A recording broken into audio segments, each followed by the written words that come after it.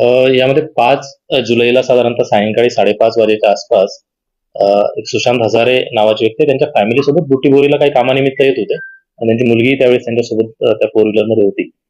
तर त्यांच्या म्हणण्यानुसार असं होतं की मोटरसायकलवरती 2 अनोळखी व्यक्तींना आधी त्यांना रस्ता समजत नव्हता ते विचारलं आणि त्या व्यक्तीने त्यांना तो रस्ता दाखवला, पण थोड्या वेळाने तेच व्यक्ती समोर आले, गाडी अडवली आणि मग त्या ठिकाणी त्यांनी रॉबरीचा प्रकार जो आहे तो केला. सुशांत हजारे जे होते त्यांच्या मिसेसच्या गळ्यातलं त्यांनी 2 तोळ्याचं सोन्याचा जो काही होता माळ, तर ती तोडली आणि मग त्या पद्धतीने त्यांना चाकू दाखवून वगैरे थोडासा रॉबरी करण्यासारखा प्रकार तिथे केला. त्याच्यानंतर आपल्याला ती घटना कळाली, आपली पोलीस तात्काळ स्पॉटवरती गेली आणि आपण FIR आहे तो बुटीबोरी पोलीस स्टेशनला दाखल केला होता. यामध्ये आपण असं केलं होतं की तो हुडकेश्वर, फुकेश्वर आणि नंतर मग तो आपल्या बुटीबोरीकडे येणारा थोडासा आयसोलेटेड आणि फॉरेस्टचा पॅच आहे बेसिकली.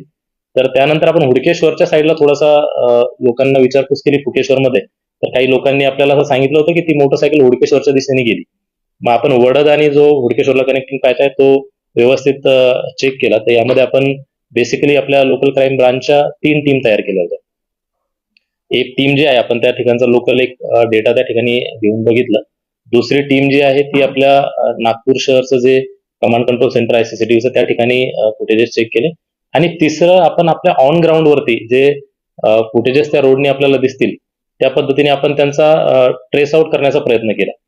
तर त्यामध्ये आपण जवळपास घटनास्थळापासून बॅकट्रॅक करत 25 किलोमीटर जवळपास बॅकवरती आपण जवळपास 125 ते 150 कॅमेरे 5 जुलै ते 11 जुलैपर्यंत आपण या 7-8 दिवसामध्ये चेक केले.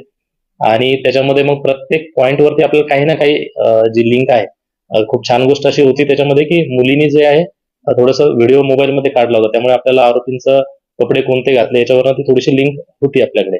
तर त्याच्यामधनं मग आपण आरोपी जे आहेत ते बोखाऱ्यामध्ये जे एक एरिया आहे बोखाऱ्याचा, तर त्या ठिकाणी ते राहणारे आरोपी होते आणि तिथं मग आपण शारदानगर आहे, सॉरी खरबी एरियातलं शारदानगर मधनं आपल्याला ते ट्रेस आउट झालं.